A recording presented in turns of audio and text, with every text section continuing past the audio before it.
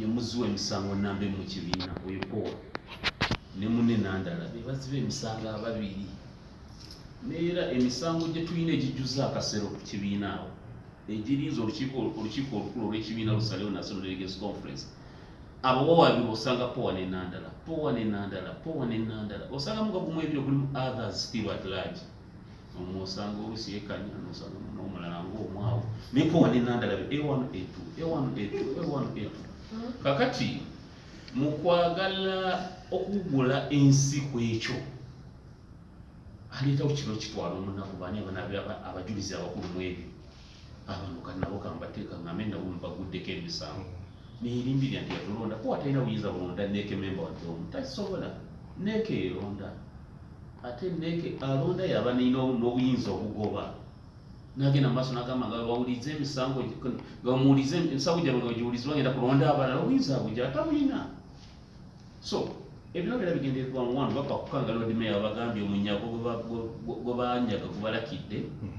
kozi Dr. Besigye yaleeta obujulizi nga n'omwana obutono w'emmindi ng'asena obujulizi nga bungi bamanyi tebayinza kumalako bayina okulaba bawugula batya bamembers b'ekibiina ne bannayuganda okuva ku buzibu bw'omusango obumenyi bw'amateeka obwe bazza because kwali kumenya mateeka ne mu mateeka g'eggwanga gennyini guvulina g'ekibiina baamenya amateeka okugulirwa Mwami Museveni overturn the will of the people ti abantu kye baagala Paul ne Nandala omwoyo gwabwe gube gwakuddibaga buli kigenda mu maaso so saagala mbimalireko obudde ekiro kitwala omunaku talina buyinza butuyita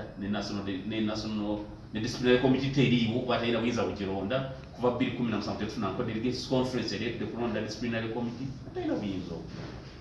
naye nga mumwandyagadde disciplinary committee why not twakisaba dda kubanga nabo singa balindu emisango gyabwe singa gyawulirwa dda Nandala yakkiriza nanga waliwo petitions zino naye zeetagisa disciplinary committee etaliiwo kano olwekyo tujja zitwala mu delegates conference ezaabwe nga yeeyogerako nti ze naloopebwa eloopebwa chairman azina bwati olwokuba tewali disciplinary committee ziyinza delegates conference kati ate ayita delegates conference badengamba secretary general chairman biri mugisuubira ddi we are pushing tugezaako gisindikiza naye eyitibwa ebeewo